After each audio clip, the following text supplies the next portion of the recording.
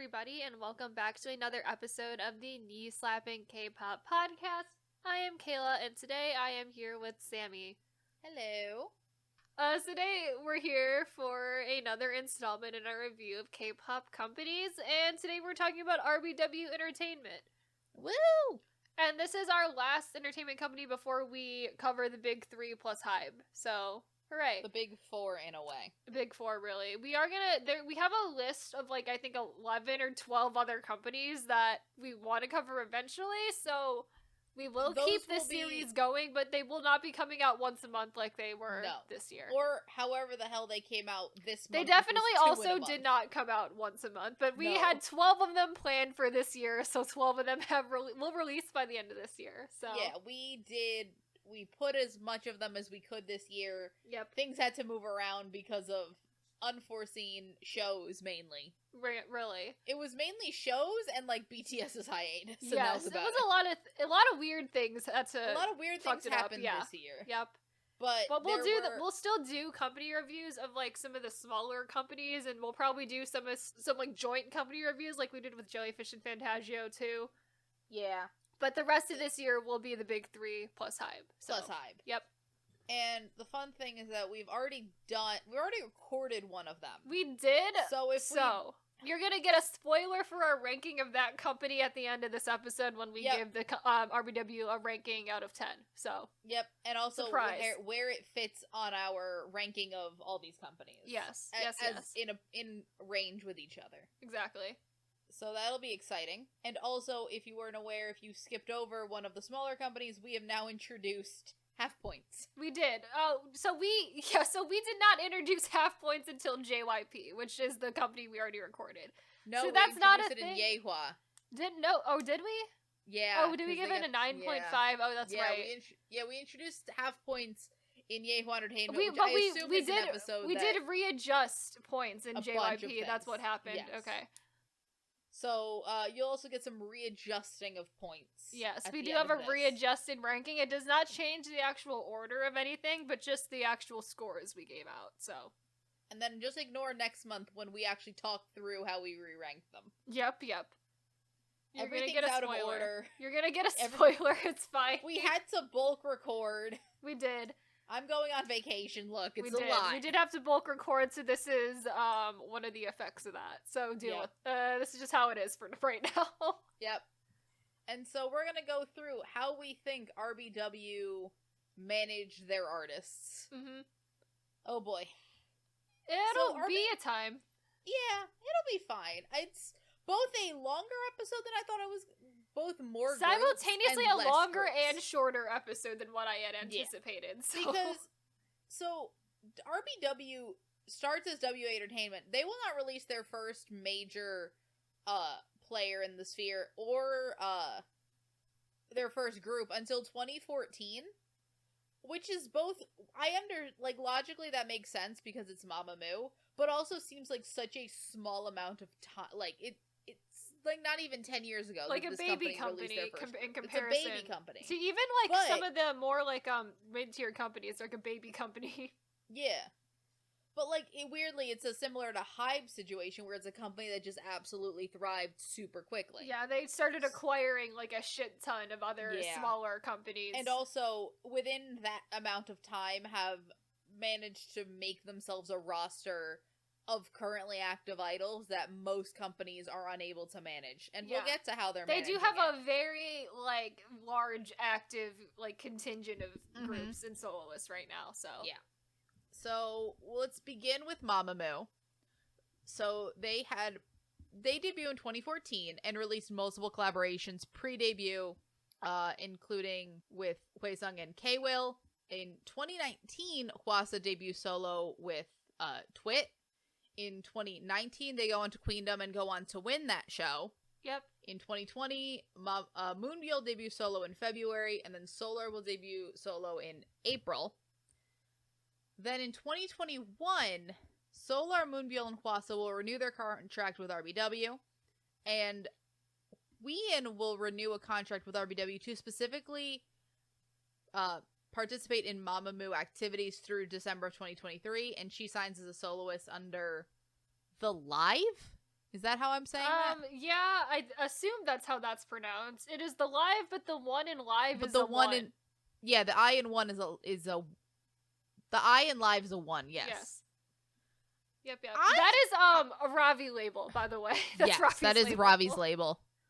I think that they are doing pretty well with Mamamoo, personally. Like, Mamamoo is one of the most popular girl groups currently. I don't think they're.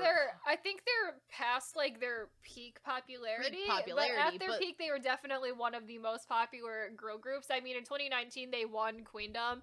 And as we know, how that series works is you win that by being the most popular group on that show, and they were easily. So, well, I don't like they are past their like peak popularity, but I do think that they're still it's not like a fall from grace. Like it is. No, they're still consistently popular. They're still consistently doing things, and people consistently look forward to it. They do promotions a bunch. They do a bunch of solo stuffs. I think that's really more so what's happening is that they're focusing more on solo careers, and all of them are very successful with their solo careers too. So, and they also are constantly on like variety shows. Their vocals are very well like beloved in Korea, which is I think is probably where Mamamoo really succeeds as a girl group, which is that they are so focused on vocals. They're able to do, and as you know a lot from like the way the mainstream Korean music works, that they love their ballads, they love their big vocalists, which I think a big asset for Mamamoo. And I think that's one of the things that really set them apart once they debuted too, is that they were so vocally focused, and not only were they vocally focused, they were also very, very good. Like, you can be a vocally focused group and also be bad, but they were also had a lot of the skills to like back up the fact that they were a vocally focused group, and I think that is what gained them like, so many fans like as quickly as they did. And they're vocally focused, obviously, but they're not solely vocalists. There are their songs that are like slightly more like like they don't just release ballads. They don't belt. Yeah. They don't just release ballads. They also their dances are not like they're not just balladeers. They're not also just not dancing. Their dances are like good and decent. Right. They're also doing like they have a rapper, and like she does rap in their songs. Like it is not an only vocal based group. Like there are their songs that are more fun and silly and fun, and that's what a lot of their songs lean that direction too. They're very fun. And I think the other thing with this group is that they were also very much, when they went into their solo careers, they were able to distinguish themselves from each other because they again they're all amazing vocalists. But what they wanted to do in their solo career was so different from each other, and then RBW sort of put them into their own little niches. And that's kind of what they did in a lot of 2022, is they sort of told RBW, like, we want to focus on solo activities. And so they're like, sure. And so at that point, like, almost all of them debuted solo or continued to do solo activities. And I think they, like, sort of really better established their solo careers at that point, too. But also, I still think that they are still doing some group activities, which is still, like, they're not letting Mamamoo so completely fall by the wayside. Yeah, and, like, I mean, Leon also left the company, but is still going to be in Mamamoo stuff until at least December 2023. So... And who knows what happens at that point? Who knows if all of them signed with RB? Because when you re-sign a contract, it is for far less time than what the contract was originally signed for. Yeah. It's possible that they all only re-signed for 2 more years, and then they would reevaluate later. Yeah. I think also, like, in that contract says, like, she could renew that to still participate in Mamamoo stuff after 2023, too. So... I think it just depends on where the other members are at and if they want to keep doing group activities, because... I don't think they're against it, but they all have, like, such successful solo careers now, too. Yeah. The other thing is that we tend to go back to scandals, and Mamamoo has had many a scandal. They have. But I think a lot of them aren't necessarily RBW's fault. They are partially their fault, because, again, you look at, like, nothing that these artists do go... I don't think the company are just sort of going to let them do whatever. Right. Even though RBW at the time was a very small company. Who knows how much they can... Who knows what their thought process was. And they are very Korean. Like, all of them are Korean. Like, it's a very Korean-focused company. Right. But we talked about it on our Scandal Iceberg. There have been some interesting Mamamoo scandals. like they're not known for those scandals anymore. Is the thing is like they'd happened. They apologized. We got over it. Kind of, and we moved on. Yeah. The more weirdly, the amount that I hear most people talk about that scandals is people complaining that they are only known for that scandal, and I'm like, no, they're not. They're definitely not. Why do you keep bringing it up as a Mamamoo fan? Yeah. Especially, there's like so much time has passed now too that I feel like most people don't even remember it happened to begin with. And I also don't think that RBW handled it particularly poorly. I say that it was handled perfectly? No, but nothing is.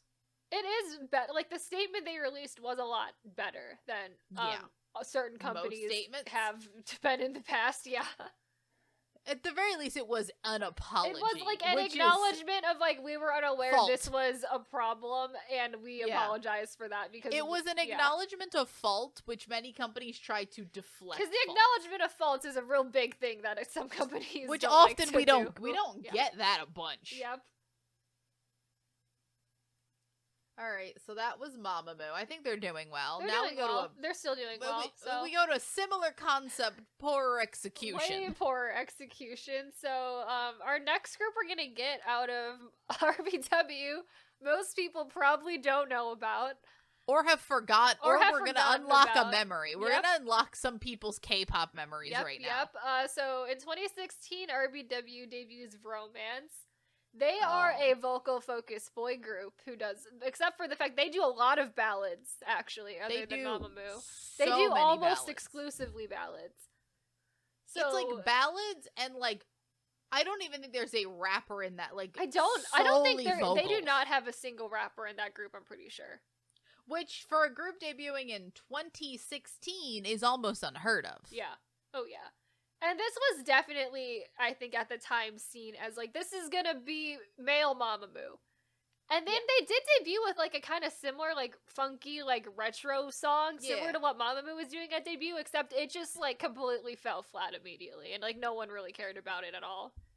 Which is unfortunate for them. And I don't think that's really, like, anyone's fault, but I just think that concept for a boy group does not work nearly as well as it does for a girl group. It's harder to, like, sell that because, like, just looking at the groups that debuted in 2016, just looking at the boy groups that debuted in 2016, you're getting NCT 127. Yeah. You get Astro that year. You get groups. You get SF9 and Pentagon debuts that year. Pentagon debuts that year. Like, boy group music is in a very different place. And like, also, your selling points for boy groups in comparison to a girl group is so different too. Because I feel like it does depend so much more on like stage appeal and like almost visuals more, because they have to sell albums and like be attractive. So I feel like that is almost a detriment to an all-vocal boy group. At any point when you're debuting with a similar, almost a ballad style, there is a possibility, unless it is phenomenal, because I've listened to She is a good song. Mm-hmm. It is not a song that will have you stand out in a debut setting. No. Absolutely And not. then if you're gonna go on to make almost exclusively ballads, it's like you're almost a boy group for like old people at that point, because that is what the older, and I can understand them trying to that's like the kind of music that like older people in Korea listen to. That's like the 2 a.m. strategy, and we saw how that worked. Yep. Because the thing with Mamamoo is Mamamoo went from like, because I don't even think that the Romance debut did that poorly, but I also don't think. I think that maybe post Mamamoo, but also Mamamoo's debut, it took a little bit for Mamamoo to grow their appeal in their fandom, because they had to prove that they were not just funky and doing ballads. Right. The problem so they evolved and changed it up and did different things. Yeah. Romance had the problem where they were like pigeonholed. Right. And like they had no like crossover appeal. There was no Mamamoo danced. Romance kind of didn't. Yep. It's like Mamamoo could definitely shift to being more of a typical style girl group. Romance very much could not. Romance was very much so vocally focused. None of them really could dance or be a traditional boy group.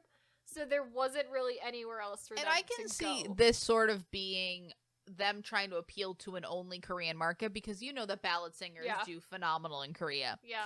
But the thing with it is that it also, for as good as they are, and they are very good vocalists, if you look at the ballad singers that are popular in Korea, one, they are slightly sad. They're more sad ballads. They love a sad ballad in Korea. They do love sad ballads. And, like, it's hard for a group to do a sad ballad.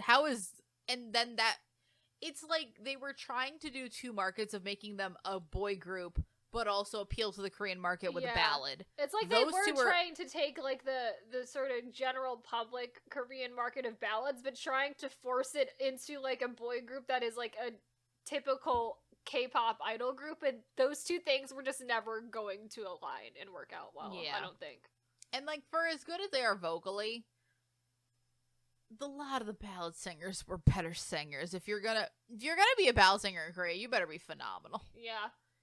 And there's a lot of them. It's not even that, it's like you have to be both good, and also I think your voice has to be semi-unique, because there's so many ballads, and I think if you're sounding, like, too just generic, which I think Romance has that problem, being a little bit too generic, where none of them have, like, voices that stand out a ton, that's, like, definitely not gonna help at all. Weirdly, I feel like they could have been like the male Mamamoo if they would have allowed them to just be not a ballad group. So I think this would have been more successful if they have to have been able to dance or something. Like, they have to have had to be able to do that, because that is, I think, one of the biggest detriments to them from the beginning. They had to have been able to transfer, like, all of, like, their entire concepts of the group over to more of a typical boy group. Like, there has to have been more of that. Very least for debut. Because especially with that is that you're just going to get buried. And that's what happens, is because, like, I'm sorry, Romance is not going to stand out over what NCT 127, NCT Dream, Astro is doing in 2016 landscape of K-pop. Yeah. Also, K&K debuted that year. Jesus. A lot of people debuted in 2016. A lot of boy groups that's only in counting the boys. Blackpink debuted that year. IOI debuted that year. That was the Produce 101. Yeah, that was the Produce 101 year. So you're gonna get IOI, you got Gudon, you got WJSN. Yeah, so prior to their debut, all of the members essentially were already active as, like, vocal trainers for, like, K-pop idols in general.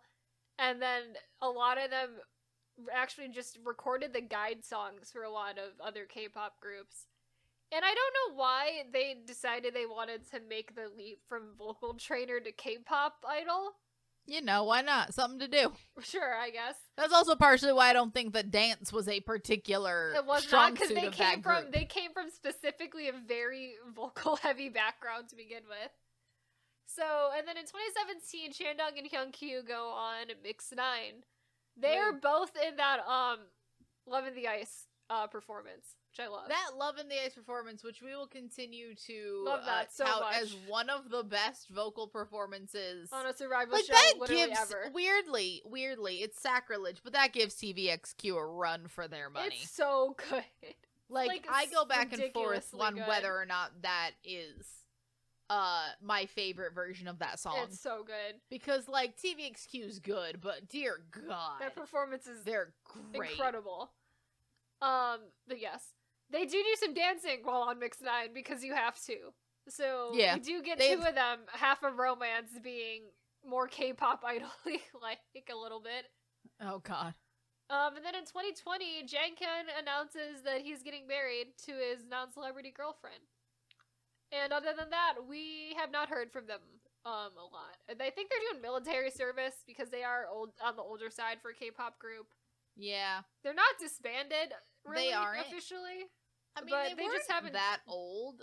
The oldest one was 94. No, the oldest one was 89. The youngest one was 94. They were slightly on the older side for a K-pop idol. Yeah. But, like, not exceptionally so, especially for 2016, where there were still groups in 2016 debuting with not literal children. Three of them went into the military by the end of 2019, so they're out of the military, I think. Yeah. Yeah, so that's probably why they haven't been active. They're probably vocal. They probably just went back to their day job. Mm-hmm. Because the most recent piece of information about them I have is on October 5th of 2021. Chandong changed his name and we'll be using that in future activities, and I don't have anything else other than that. That was the last update I got on romance. Alright, so next we go to, also in 2016, RBW Vietnam. None of you know about that. Weirdly, I didn't know about this. This is really just us continuing to be educated on blind spots for us. Yep. So, RBW Vietnam is a joint venture with Naver.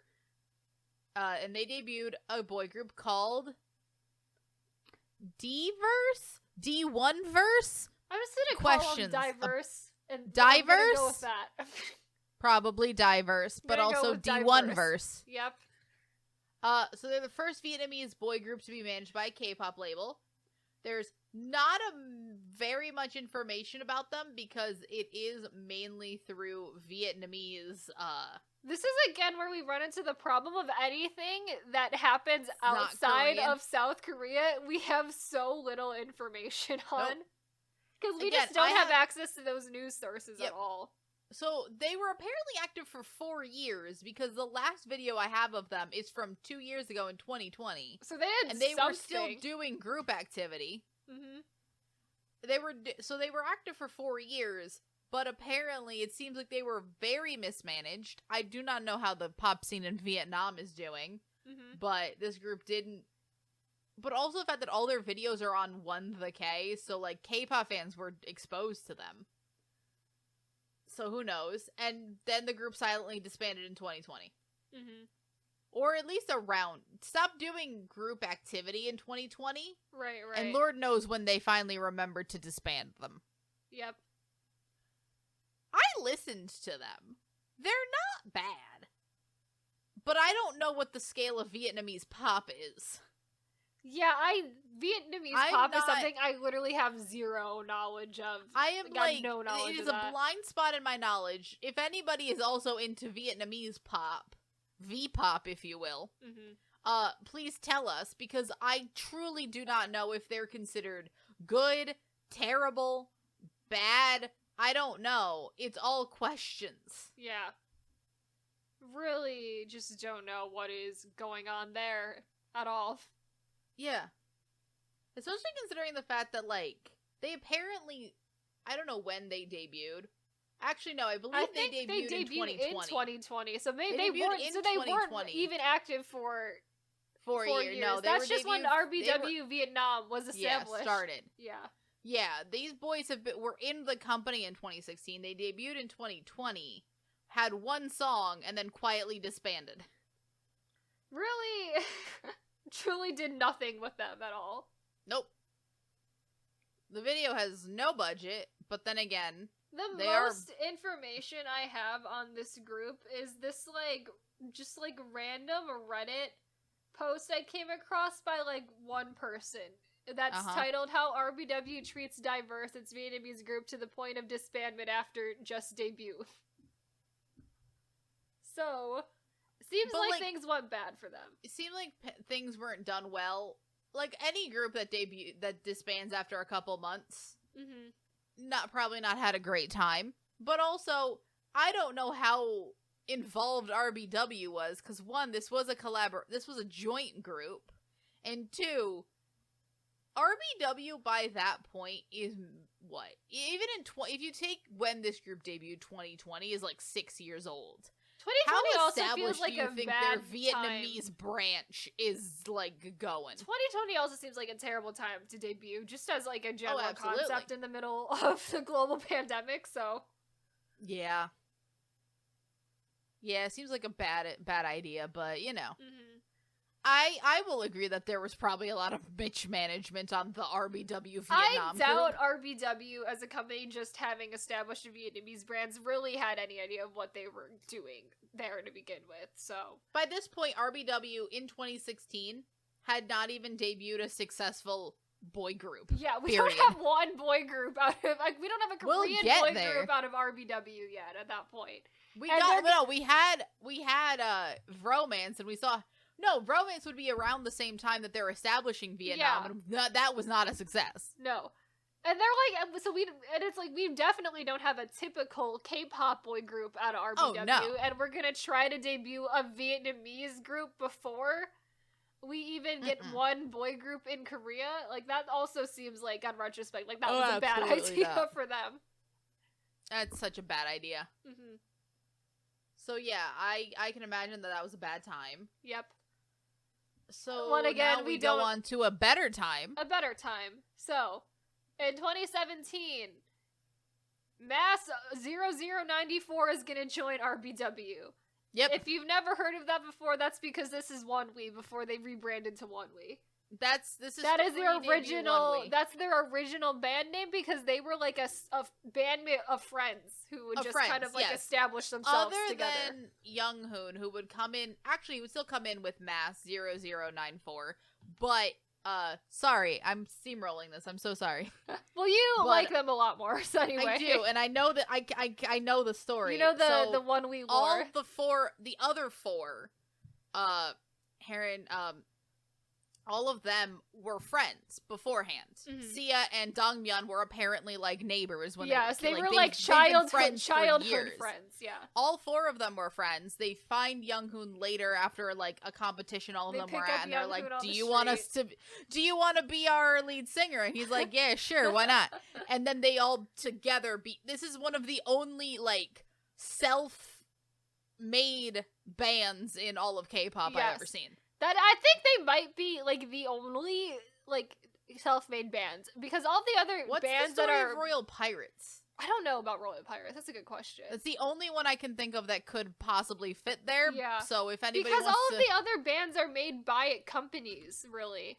Yeah, and all that are at least that are considered like idol bands. So yeah, they're kind of the only like band in a major K-pop company. Self-made, essentially, because essentially RBW just took them in as a unit. Essentially, they just like found this band and they're just like, here.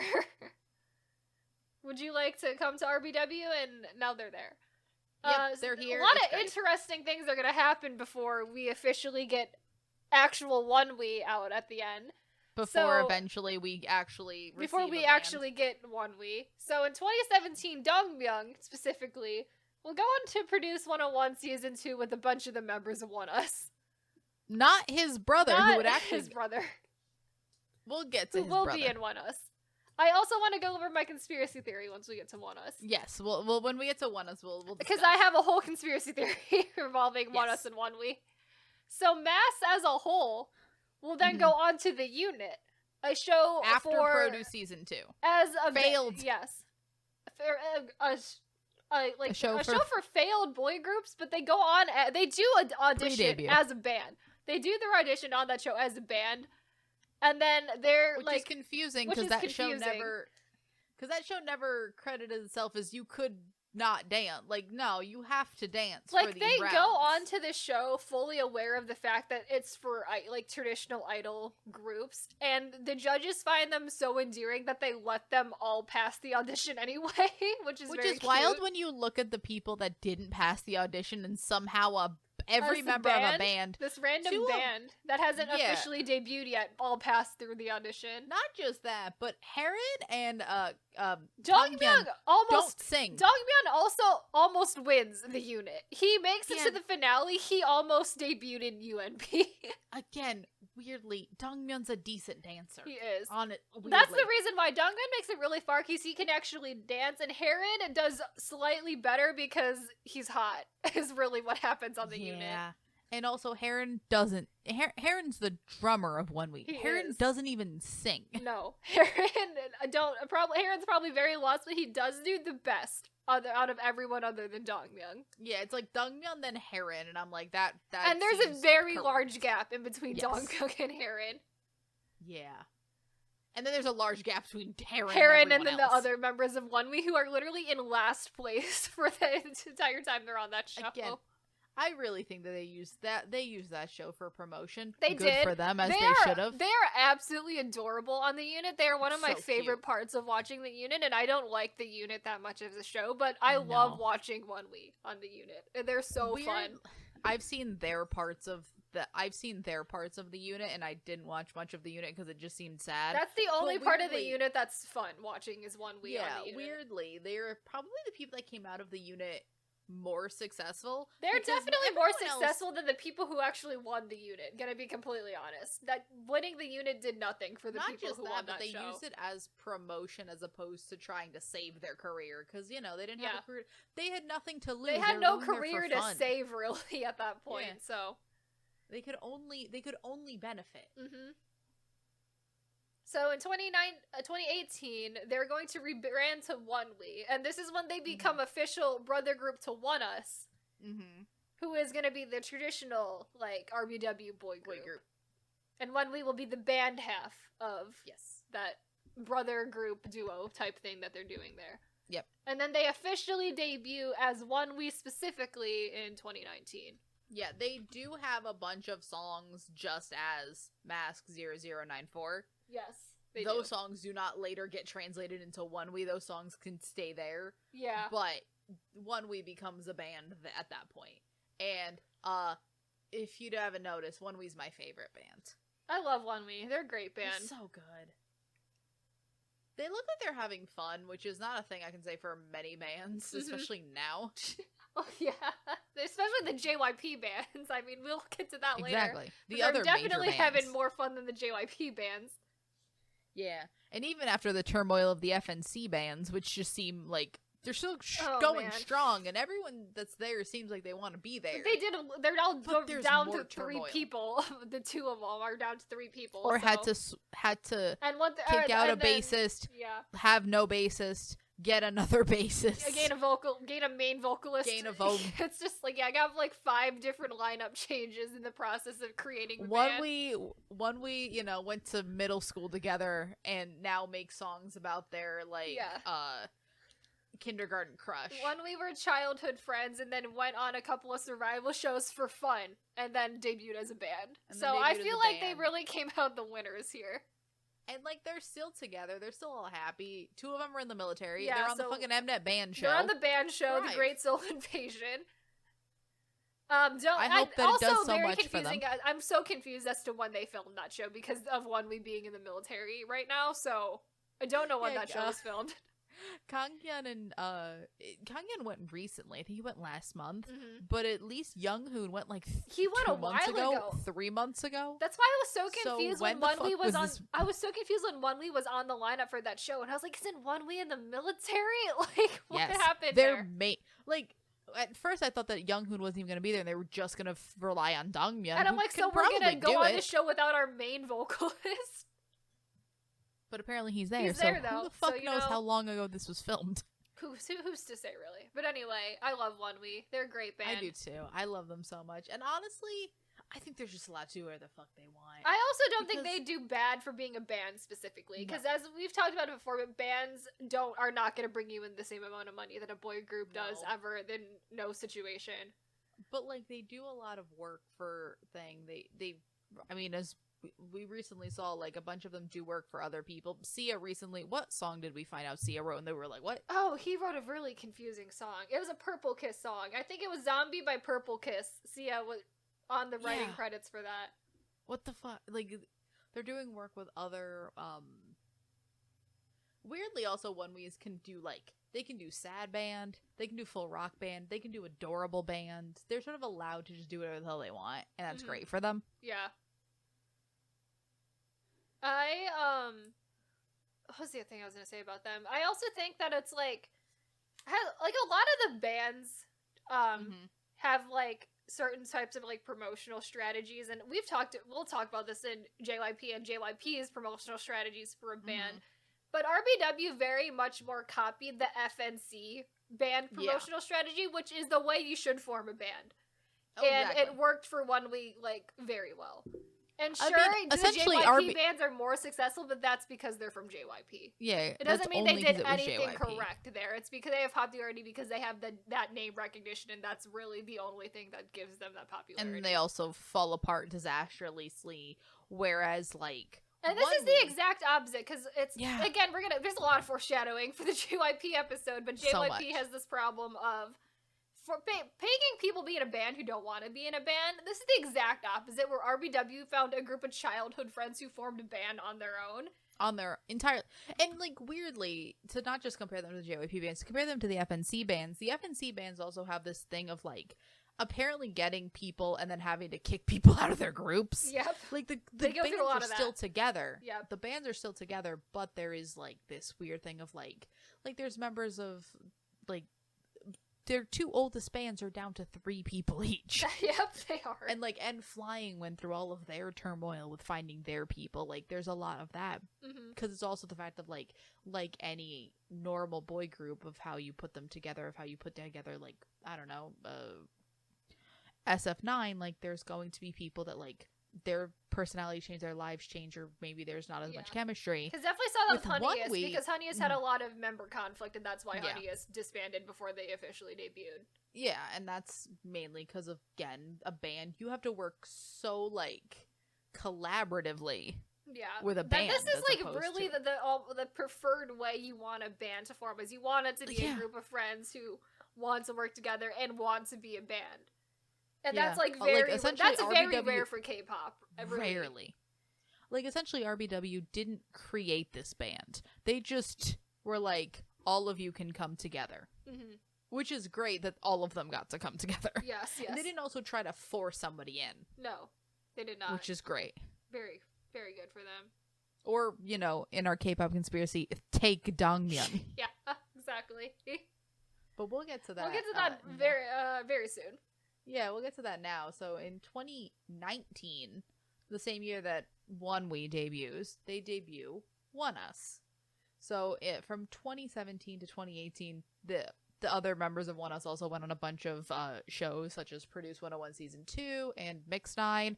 Notably, to add to our conspiracy theory, Xion did not go on any of those. Every single other member of ONEUS went on a survival show, with the exception of Xion, who is Dongmyeon from Onewe's twin brother.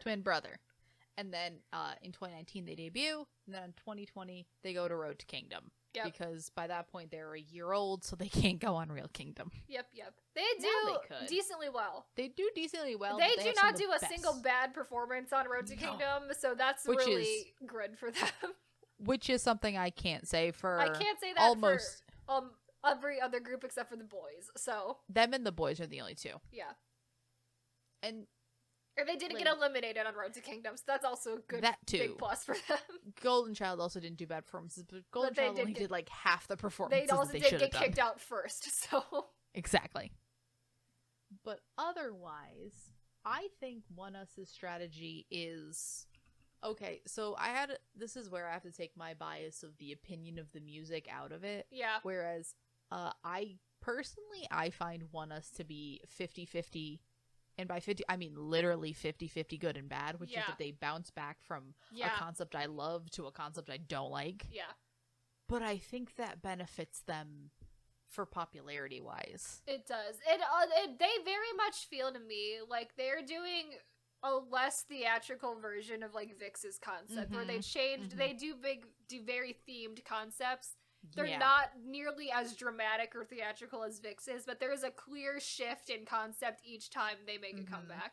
And I think a lot of people find that very interesting, because there's a lot of diversity they can show in their music that way. And, like, they do it that way in 2 very distinct ways, which is, like, you have your, like, traditional theatricality, which I don't just mean, like, Lit and Luna. I mean, like, To Be or Not to Be. Yeah. Black Mirror, Come Back Home. That kind of stuff, which is over the top and theatrical, but in a more traditional sense of a theme that I think would be over the top and theatrical.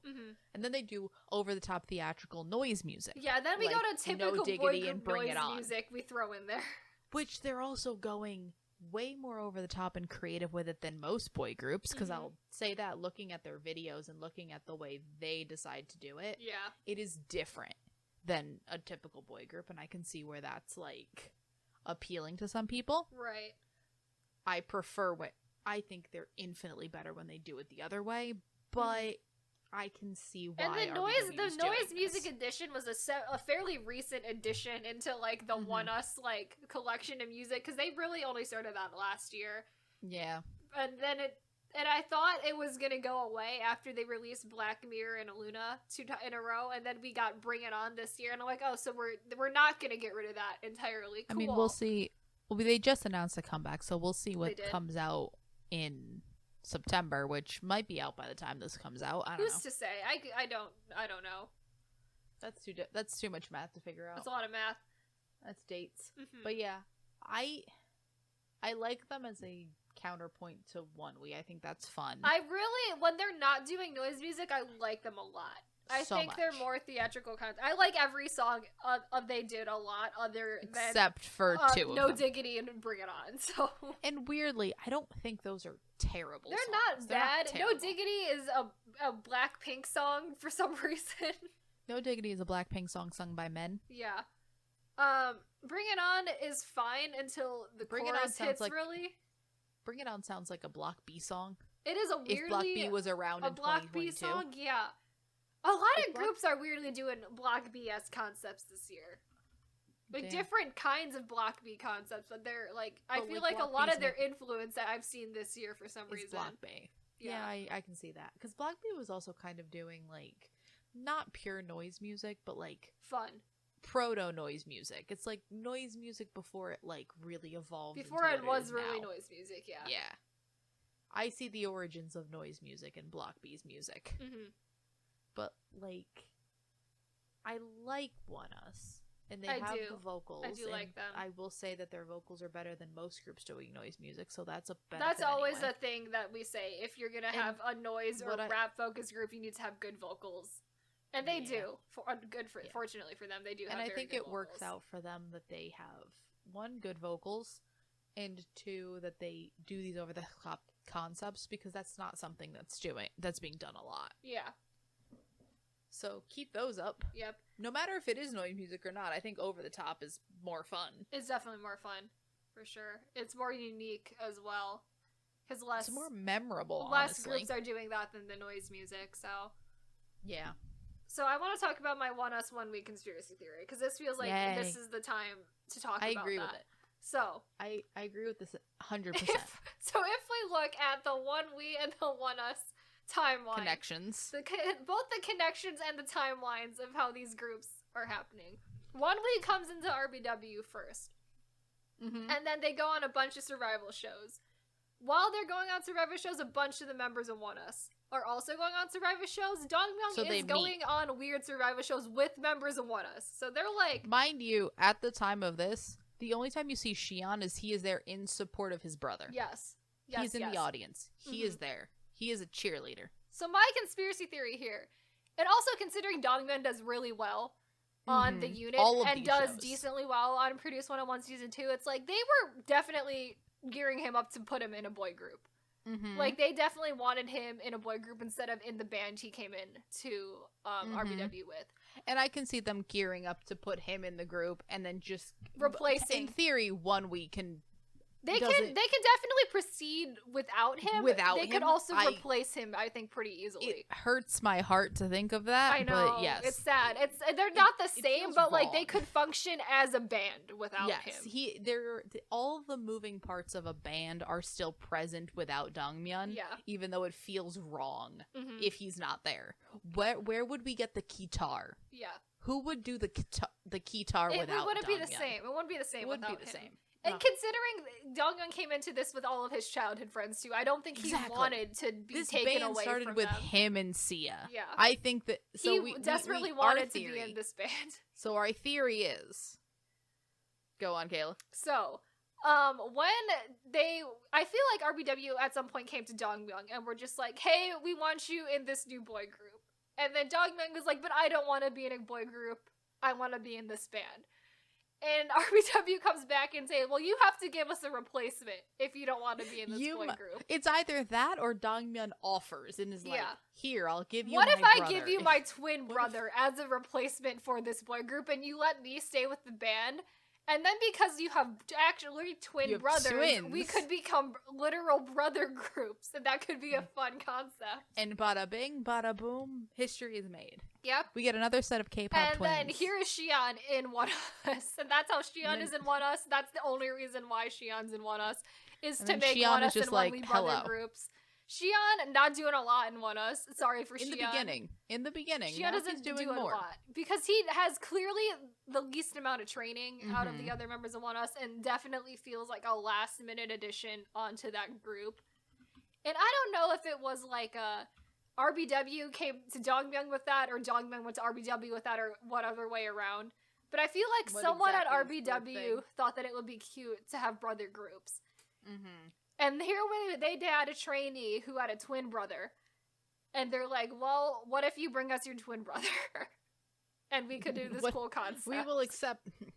We will only accept your resignation if you provide your own replacement, essentially. And so that is the reason why, I think that is the only reason why Xion is in One Us.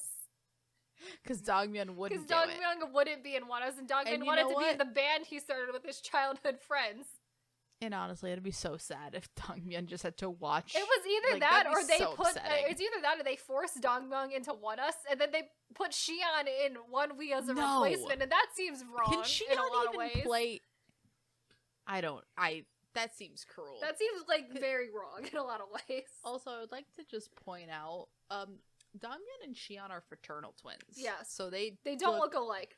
They don't look alike at all. There is a member of Very Very who looks more like Dongmyeon than his own brother did, and it confused me a lot on Road to Kingdom, not gonna lie. There's a member of One Us that looks more like Dongmyeon. There is a member of One Us that looks more like Dongmyeon than his own twin brother, So I would just like to point out that if you ever look at One Us and get confused as to which one of them is Dongmyeon's twin, it's not the one you think it is. No, it is. They do not look similar even a little bit. Nope. But yes, that is a conspiracy theory we've had for a couple years now, and I feel like it's the truth. I like it. I think that it's a harmless I feel it's harmless, theory, and I don't feel like it's that far-fetched of a conspiracy theory. And honestly, I would believe it. So now we go to women.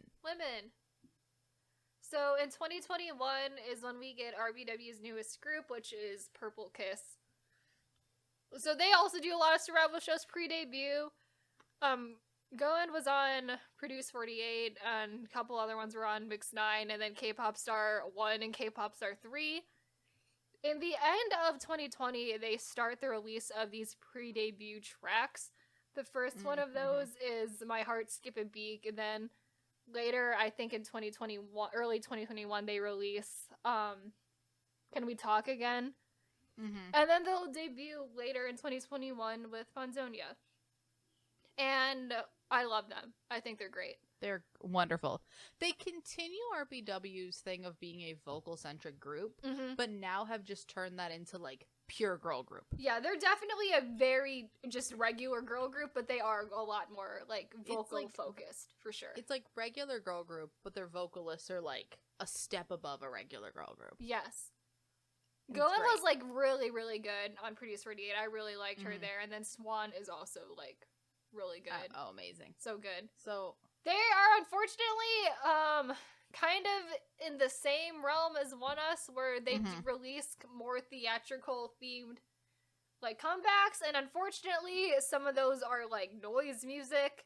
Yeah. Which is not great. That's like, also a new development for them, and I don't love that. Again, I think it's just the trend of I think that what RBW is what I want to give them the benefit of the doubt because these groups are incredible. I like to think that they're doing the noise music to do it for the public. Yeah. Like this is the trend. I think they're definitely trying to hit both sides of like the music of like the K-pop fandom with this, because I don't think because it's like such a weird 50-50 now with like what type of music they're releasing. I don't think that's enough for one type of a fan to completely abandon the group because they occasionally release music that they don't fully love. Because it seems like it's a smart. One for them, one for me type situation. Yeah. Where like I feel like, you know, you got your No Diggity so that you can get your Luna. You got your Me or whatever me, song is called to get your nerdy. Like you gotta, it's a give and take, if you will. Yeah. Purple Kiss is very theatrical. They have definitely gone in sort of like a horror comedy way, which I really, really enjoy. I love it. I absolutely adore that concept. It's a theatrical thing, but it's a theatrical thing that like sets them apart from other girl because groups they're not around here, doing 'cause they're- horror in the way that like Dreamcatcher does that. It's very different. It feels a lot It's different. like a than horror that. comedy, if Yeah. you will. Mm-hmm. I love that. I absolutely love that concept. I love almost all of their music, except I think the only song from them I don't like is Me, Me, Me, which is Yeah. the noise song of the year. But it's like, I Yeah. can live with a couple of noise songs occasionally if all of the other music they're releasing is like really, really And good. again, I So, think that RBW is just trying to hit a bunch of demographics, Yeah. which I can't fault them for. it's especially with a it's new kind of group. smart to do that. Yeah. So, yeah. Love them. And like, it's not that they're keeping them generic. It's like you'll do a generic song Mm-hmm. and then do something else. Right. And they are still pretty like new. Mm-hmm. In terms of like just like their career. So I don't know how much, because we only really got one noise song out of their debut plus two other Mhm. comebacks I've had since then. So like I don't really have a good gauge on what direction they're gonna go with that, but I mean, I wanna a point vast out- majority of what they released so Yeah. far I love. So I mean, I want to point out that last year, I'm thinking about our top 10. yeah, 3 of them were RBW. yep, they were. 3 out of 10 of our favorite songs of last year were RBW songs. Yeah. Because we had Luna, we Rob- had Zombie, and we had Rain to Be. Rain to Be. So there it is. There you go. Exactly. So, They're you know, doing we're great. RBW fans. Really are. And then it's like also we're any other year, like if Mamamoo would probably also be in contention for that too. So Yeah. if Mamamoo was like consistently releasing music, so So we're gonna get into the very confusing part of RBW's company. so we've here run out of now. new groups. Yes, But those are all of RBW the has- RBW specific groups. But now we get the fun task of talking about company acquisitions. Yep. Our favorite thing. Our favorite. This is our first of that we're gonna run into this year. Company acquisitions. This, luckily, we started doing this one and not the big one. Not the big one yet. We're gonna get We'll a talk practice about the big one. before we get to the big one. Yep. So the way we've decided to do company acquisitions is we're only going to talk about how they've managed the group post acquisition. So anything about how these groups debuted gonna be on their episode. When they were in Whenever- that company, we're not talking Mhm. about anything they did before they were acquired by this company. Nope. So in April of 2021, RBW acquires WM Entertainment, which is the home of B1A4, Oh My Girl, and ONF. And now we will be talking about what they've done in the meantime. So Oh My Girl did Dun Dun Dance and Forward, which I believe is just Dun Dun Dance And Real Love. Real Love. Yeah. That's about it. Mm-hmm. Honestly, I like it. It's just Oh My Girl. It's like Oh My Girl has literally just done Oh My Girl stuff since being in RBW, which is like nothing really new. But they're still, it's like the I think same Oh My Girl good Oh has My Girl found stuff. Yeah, I feel like Oh My Girl has found their niche of K-pop, which is that we're doing this, and I'm like, great, Yeah. keep doing that because you do it amazingly, ladies. Yep. And then ONF has done Popping and Forward. Which is just which is- popping and goosebumps. Yep. They have, and then they all enlisted together in November of 2020, with the exception of you, who is Japanese, thus does not need to enlist, and thus is alone. Yeah, he is just he auditioned for that Street Man fighter group and Mhm. didn't get into that, but I think that he's just like doing stuff, I guess, while he's by himself. Poor you. Yeah. But honestly, I think that was a good idea, specifically for a group like ONF, because I think they're the two only group who has enlisted together in the military. Yeah. Which I honestly want more groups to do that. I do too, because honestly, they're a group that I don't think could have continued, because it's either you're a big enough group where I think one or two of you could go at a time, which Right. ONF is not a big enough There's in terms six of number of members, people, I think. Yeah. and 5 of them have to Have to go to enlist. the military, so you're not really, and they're pretty close in age, so there's not going to be Yeah. enough gaps in between where it's like, Yeah, we're gonna You have can like a continue you and like promoting. 1 to 2 other people at a time. Exactly. So like that. They're not a big enough group in terms of number of members to do that. mhm. And then you also have the thing of they're not like a group like Shiny did that, but also Shiny's from SM Entertainment. They all have solo careers that they have established and can continue. ONF do not as have opposed to established solo ONF careers. Does not have that. Yeah. No. So I think that it's probably better for them to go collectively in and come collectively out. Yep. And so then we got B1A4, who has done nothing in the meantime, because I think B1A4 down to like 2 people. I don't even know who's left in B1A4, and especially specifically in WM. I don't know who's left. Let me see who's still here. I think Sinyu, Sandol, and Gongchan are still here, and then Sandol's in the military. Yeah, a bunch of them are in the military, so I do think that there's like not much going on with Yeah, I don't expect B1A4 B1A4 to be incredibly active currently, so their last comeback was April of 2021. And by that I mean it was like a fan It song. was just like not really a comeback, but it was Yeah. like, we're alive. We're breathing. Mm-hmm. They're also mainly focusing on their like solo work, doing stuff with like acting and other stuff. So I think B1A4 is so old at this point. All of them probably are just continuing to be managed as they were before for their own solo stuff. So far, I don't think RBW has had that much of an effect on the WM groups. I don't think so. Because I think also the WM groups are so, at the very least with Oh My Girl, which is the only one they've had to like continuously promote. Yeah. Oh My Girl has such a already developed style. Right, and There's Oh not My even Girl much they is can just influence. consistently on the like one comeback a year, and it does really well schedule, which is like where they should be with how old of a group they are anyway. So Yeah, and they're all just doing their they're just solo doing the stuff. same stuff. So yeah, they're doing fine. Yeah, like Jiho left the company like Right. this year, but that's all. That's like normal bound to happen contract for a stuff. girl group. Yeah, That's bound to happen with any group that like. It's for a odd girl group that that's like she 7 chose- years old. Yeah, it's odd that she didn't do the thing that every group does now, which is that I leave the company, but I continue Right. to do promotions. But I also think that after 7 years, you can be tired of being in a girl Exactly, group. yeah. Honestly, Mm-hmm. that's fine. Yeah, There's no drama there. No one's upset. right. So then there's another acquisition, Yep.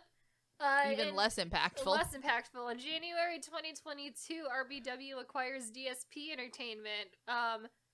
And that includes Which is wild to me. really only Mirai and Card, because April is gonna disband immediately after the acquisition. Which is more of, I think they remembered to disband April, not Yeah. we've chosen to I disband also April. think that that the date they disbanded is technically before RBW took over full control of them anyway, so it Mhm. wasn't like RBW acquired them and then decided we want to disband April. Like, that was happening anyway. Sad for April, because I really liked April.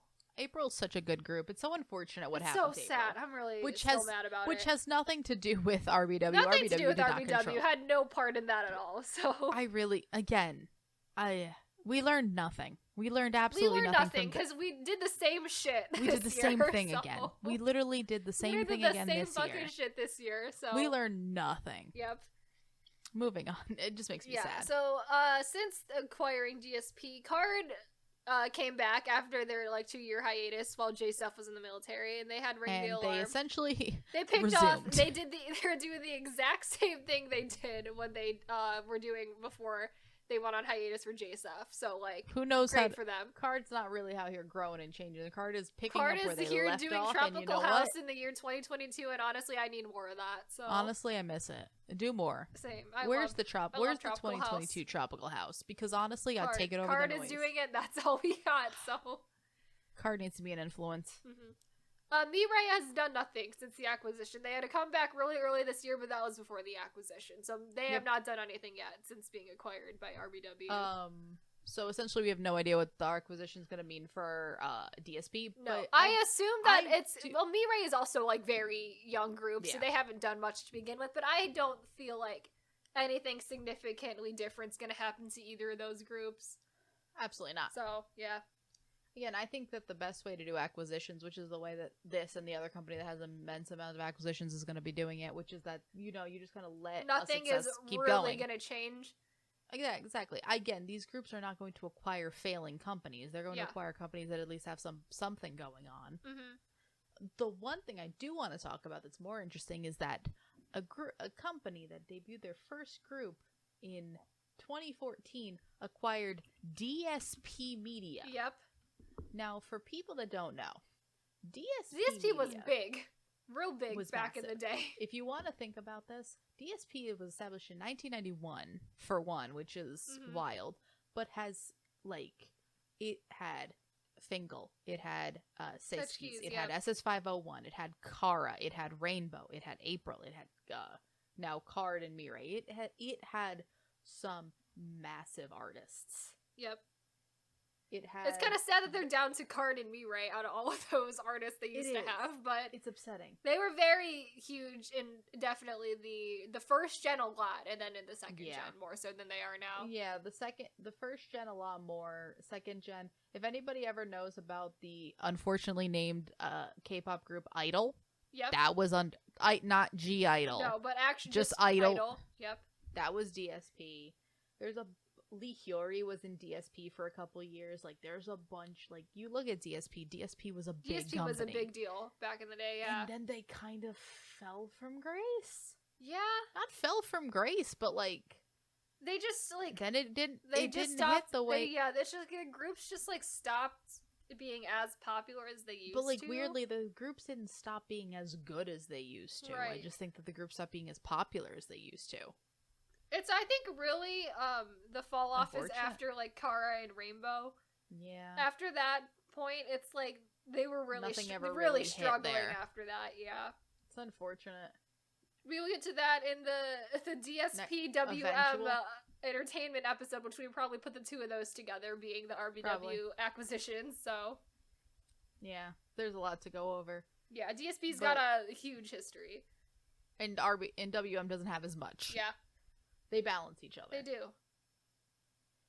But yeah, looking at it, it's just wild to me that, like, if you thought about the acquisition of DSP, I wouldn't think RBW, this, like, RBW? Baby company is gonna acquire DSP Entertainment. It's wild. And I think that's just, like, shows how the landscape of K-pop has, like, someone can become a monster company from anywhere. Yeah.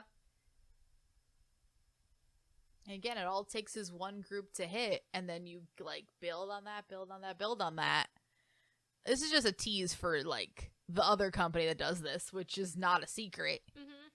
This is just what the other company did, but at a smaller scale with, like, less groups and not acquiring as big of companies. Because I would say what they acquired is slightly more than what they acquired. Yeah. So, that's RBW. And RBW, it's time to give them a score out of 10. Yep. So to update people, we have Yehua Entertainment at number 1 with a 9.5. With like 4 asterisks on a 9. With 4 asterisks on it because, dear God, because we don't know what's going on in China, so who knows? FNC with a 9, Willem with an 8, Starship with an 8, Fantasia with 7.5. Spoilers: JYP is gonna get a 6.5. Yep. So spoilers for Jellyfish next week or next time. Yes, Jellyfish has a 4.5, and Cube has a 3.5. Now, mind you, we are aware that all these companies are evil at their core, and capitalism is evil, but these are all relative scores. Terms, really. These are relative to each other. We did change Cube's score from a 4 to a 3.5, because Cube truly a terrible company, and then Jellyfish Cube truly getting worse. Got a 4.5 instead of a 4, so... Yep. And Fantasia was 7.5 instead of a 7, yeah. So, yeah. Everyone else went up, Cube went down. Alright. I think that they're quite good. I think RBW is doing very well. I think their major failure was Romance, but I think they learned from it. Whatever was going on with RBW Vietnam. That and RBW Vietnam. What was happening there? That almost doesn't seem like it counts. Yeah. RBW also does have an RBW Japan branch, who we've seen on, like, random seasons of Chinese produce, weirdly. So. Yes. That's also they can't go on. They can't go on and Japanese. That's only because they can't go on Japanese produce. So we did get RBW Japan on Chinese produce, though. Which we won't get again because they're done. Yep, that's not happening ever again. So nope. I want to give them up in like the Willem Starship Fantagio range. Yeah.